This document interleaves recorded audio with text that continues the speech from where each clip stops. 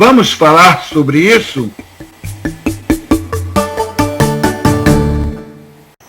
Olá, meus amigos internautas. Estamos começando mais um programa. Vamos falar sobre isso? E este programa hoje é a 6ª videoaula sobre as etapas do trabalho do diretor. Nós estamos na 10ª etapa do trabalho do diretor, que são os ensaios do espetáculo. Agora entram os outros elementos: o cenário, o figurino, a iluminação, a sonoplastia, que completarão o espetáculo. Então é no ensaio do espetáculo que os outros elementos são introduzidos. Novamente, o diretor deverá fazer sentir uma unidade. Os 4 elementos devem produzir efeitos de um mesmo estilo. Não se justifica um cenário de símbolos numa peça realista, ou figurinos modernos numa peça de época. A sonoplastia deve participar com efeitos de chuvas, sinos, apitos, etc., que ele mesmo deve descobrir para evitar chiados e ruídos que quebrem a unidade do espetáculo. Vamos à nossa 11ª etapa do trabalho do diretor, que são os ensaios corridos. Quando tudo estiver em seu lugar, iniciam-se os ensaios corridos para que o espetáculo adquira um ritmo, que é o fio condutor para a unidade da peça. Esses ensaios devem ser numerosos. A cada ensaio deve-se repetir a peça inteira, interrompida apenas para os retoques finais ou de polimento. A 12ª etapa é o ensaio geral. É um dia de grande desespero do diretor. Tudo deve ter sido planejado para evitar problemas de última hora, como lâmpadas queimadas, maquilagem ruim, roupa apertada, etc. Seria bom, antes de apresentar o espetáculo para o público, fazer 2 ou 3 ensaios gerais para amigos e parentes, para corrigir possíveis falhas que tenham passado despercebidas. E até mesmo espetáculo para a imprensa. Agora vamos à 13ª e última etapa do trabalho do diretor. E, ironicamente, é nesse momento, após essa etapa, que o diretor acaba o seu trabalho e passa para a responsabilidade dos atores. Essa 13ª etapa é a estreia. Nesse dia, a sorte está lançada. É o momento que o espetáculo vai se encontrar com os seus elementos geradores indispensáveis: o ator e o público. Olha, engraçado. Eu sou diretor, mas esse dia para mim é super tranquilo, pois acho que o meu nervosismo iria contaminar o ator, que deverá estar bem tranquilo para entrar em cena sem estresse. Eu gosto de deixar o espetáculo pronto pelo menos uma semana antes e ficar só passando para a gente ir ajeitando pequenos concertos e fazer uma estreia tranquila. Mas isso é uma particularidade de Romário Machado. No geral, isso não acontece. A maioria dos diretores ficam loucos, arrancam os cabelos e começam a gritar, mas eu não gosto desse tipo de estreia. Para mim tem que ser muito tranquila para que o espetáculo corra, de repente até sem nenhum erro. Mas agora vamos a uma entrevista maravilhosa que eu consegui fazer com a atriz e diretora, também professora da Escola de Teatro da Universidade Federal da Bahia, Meran Vargem. Aperta o play, produção. Dando continuidade ao nosso programa, vamos falar sobre isso. Nós estamos aqui no palco do Teatro Martim Gonçalves, da Escola de Teatro da Universidade Federal da Bahia. E do meu lado está a professora, diretora e atriz Meran Vargens. Meran, antes de mais nada eu queria agradecer. É um prazer enorme ter você, Meran Vargens, no nosso programa. Tá bom? Tá bom. Agora, Meran, eu queria que você me respondesse uma coisa. Quem é Meran Vargens? Rapaz, essa pergunta é complexa, né? Partindo de você... Dizem que a gente passa a vida tentando descobrir quem a gente é, né? Bom, mas de um modo geral, eu trabalho com teatro, eu sou atriz, diretora e educadora, tudo envolvendo o ofício do ator e o trabalho com o teatro. Inclusive esse aspecto meu de diretora, eu sempre digo que vem pela minha linhagem de formadora. Né? Sou professora da Escola de Teatro desde 1991. Eu estou esse ano, em 2016, fazendo bodas de prata como professora da Escola de Teatro. Então essa é a minha trajetória. E também, como professora, as minhas áreas de atuação são voz, expressão vocal, né? Improvisação e interpretação teatral. Esse é o meu que tem se traduzido também como contador de histórias. Isso tem aparecido também no meu currículo profissional, né? Muito bom. Meran, você é professora de voz.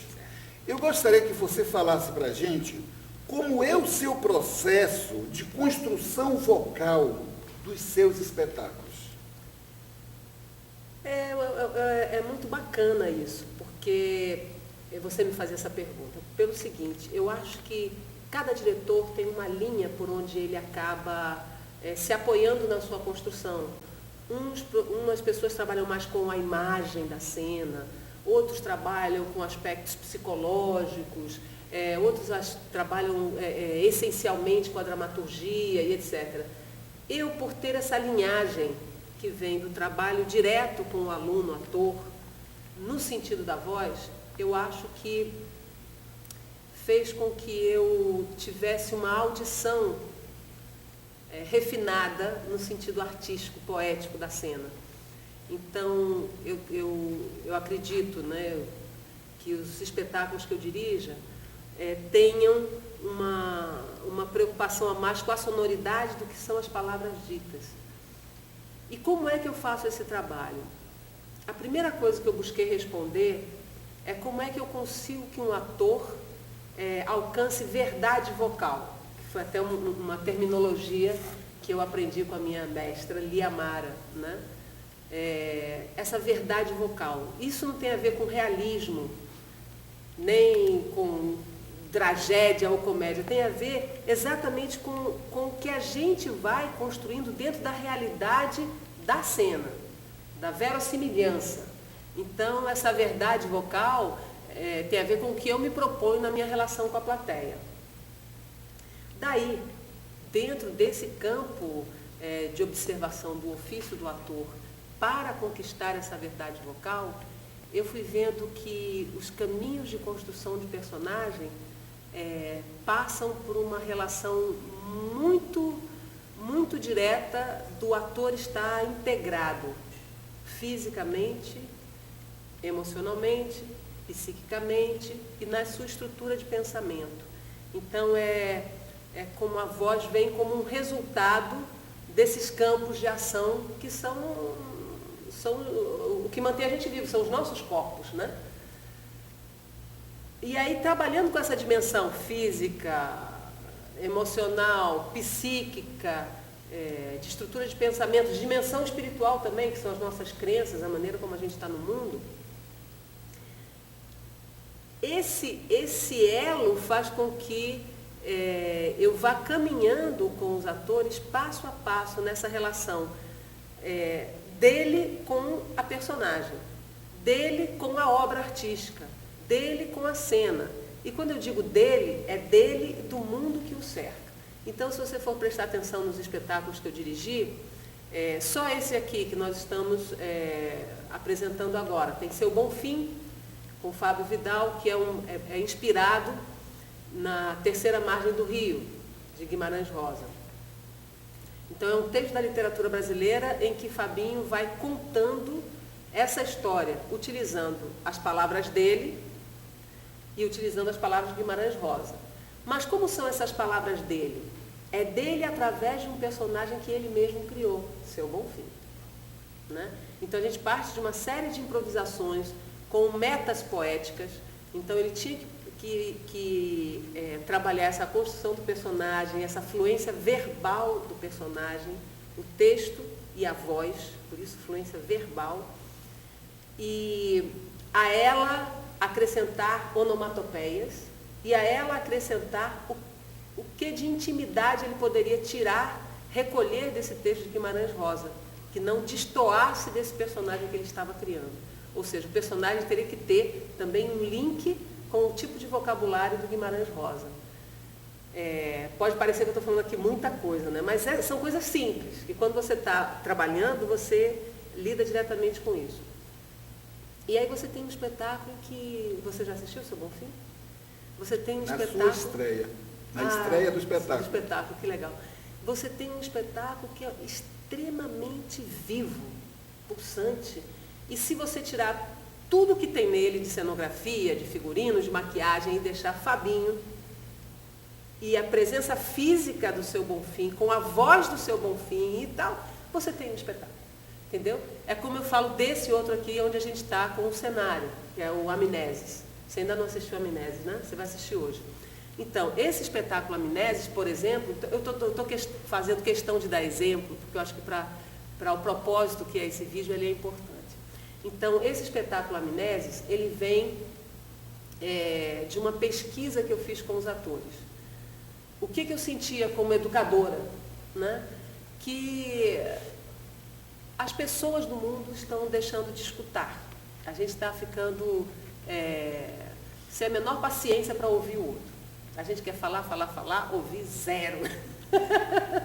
E isso, quando chega no ofício do ator, isso fica muito delicado.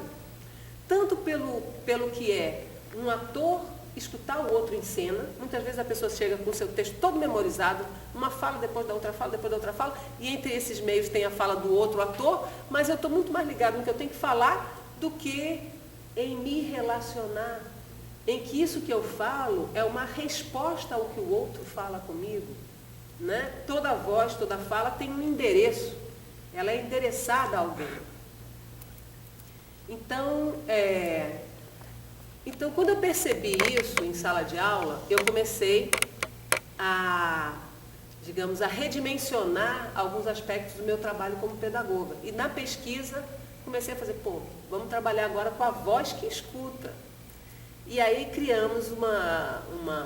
criei uma linha de trabalho que era essa pesquisa. O ator vai a campo escutar histórias de vida. Engraçado, Meran.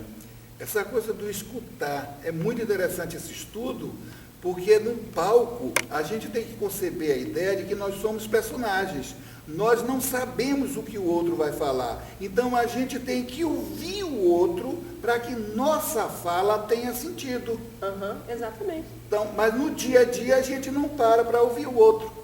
E o pior é que muitas vezes os atores no palco também não. Eles ficam fingindo que estão ouvindo, mas não estão ouvindo. E a gente na plateia percebe isso muito claramente. Exatamente, porque aí é que está essa prontidão do ator de estar num ato presente, no aqui e agora. Porque às vezes até você memorizou, ou o outro ator memorizou uma inflexão, né?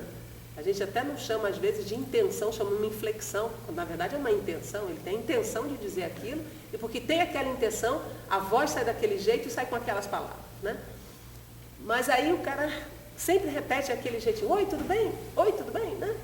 Aí um dia lá, e a resposta vem de acordo com esse oi, tudo bem? Mas um dia o ator fala, oi, tudo bem?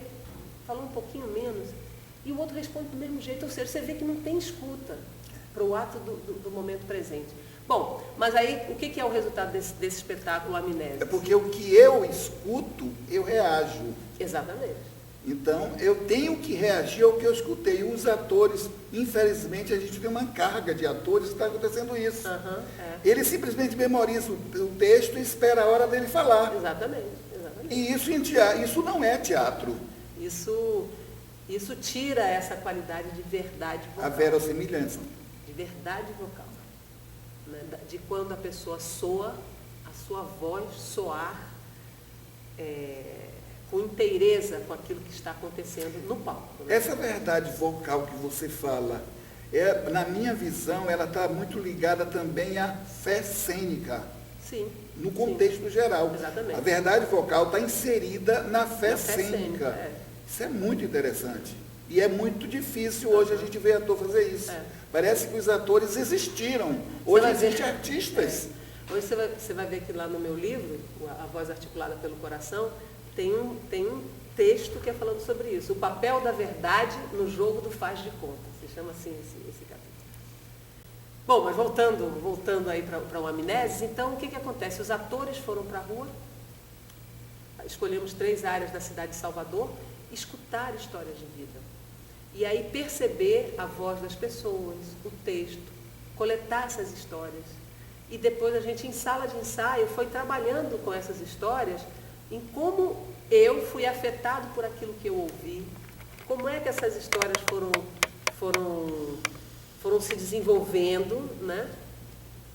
E a partir daí a gente foi criando o espetáculo, foi fazendo as improvisações e criando o espetáculo.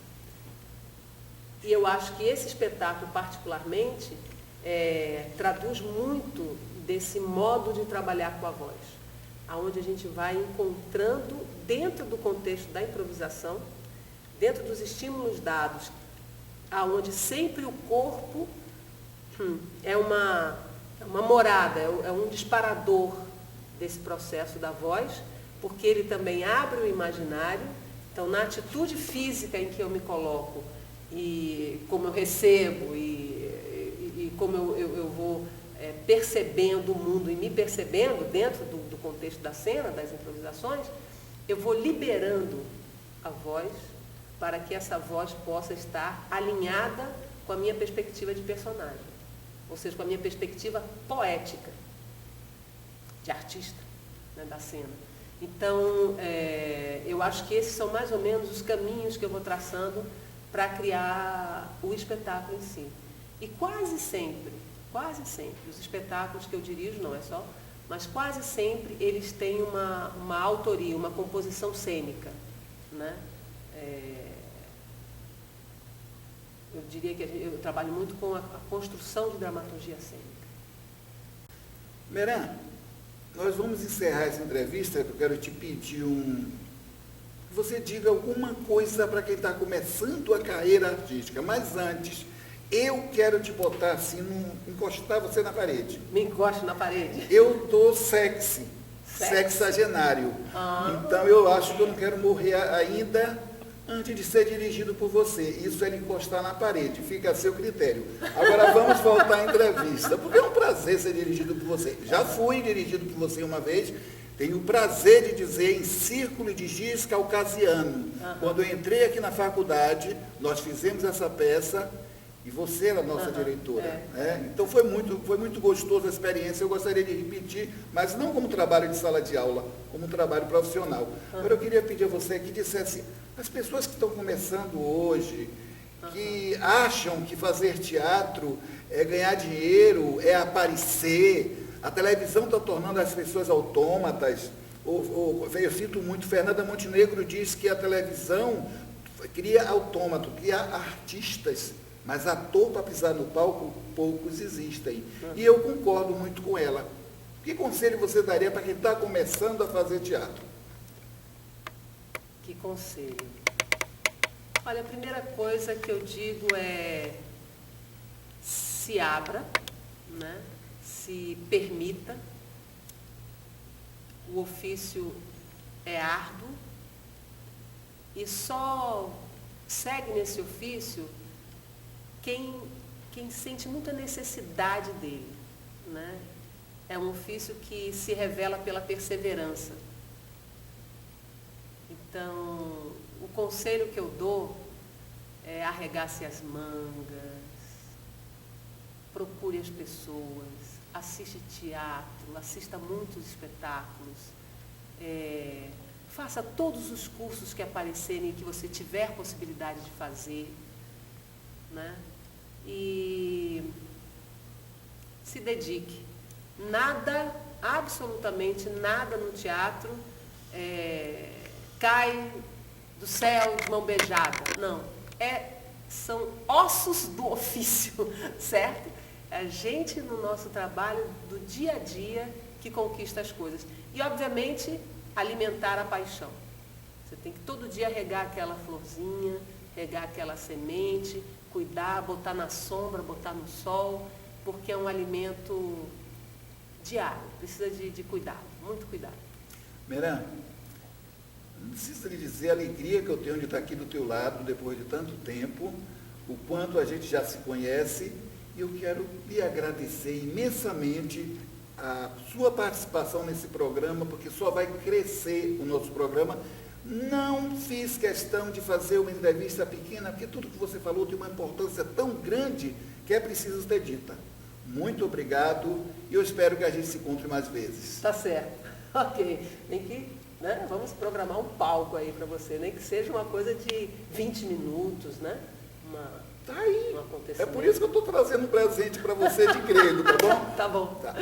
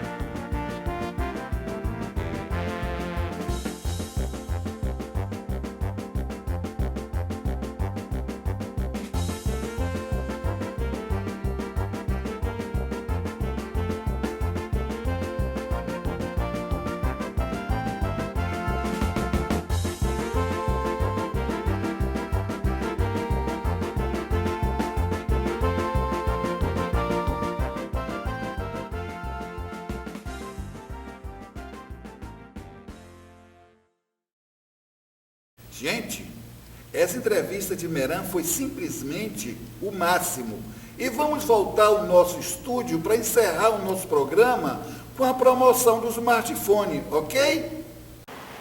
Minha querida amiga e mestra Meran Varges, muito obrigado pela sua brilhante contribuição ao nosso trabalho.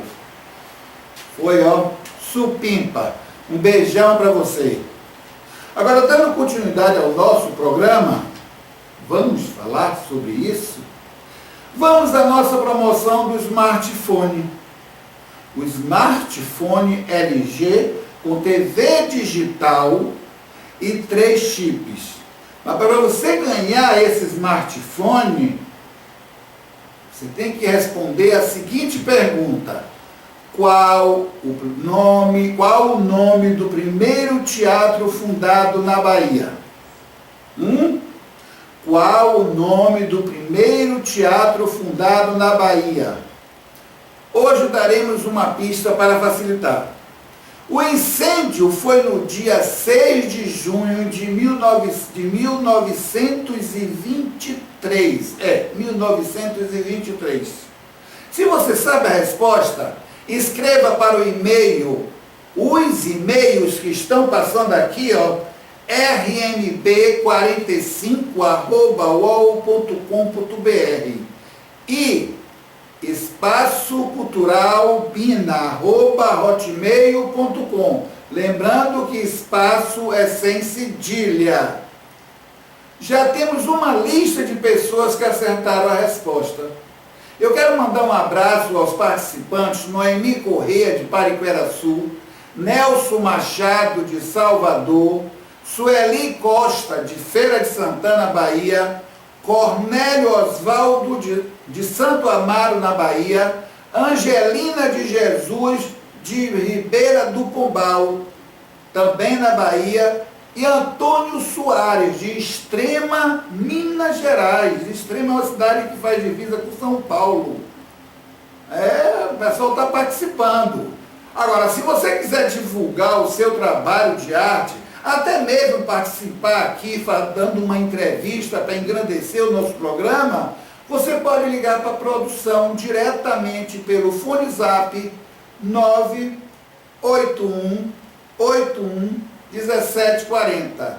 Também passando aqui, 98181 1740. E fale com a nossa produção. Eu sou Romário Machado, um beijo a todos e até o nosso próximo programa. Vamos falar sobre isso?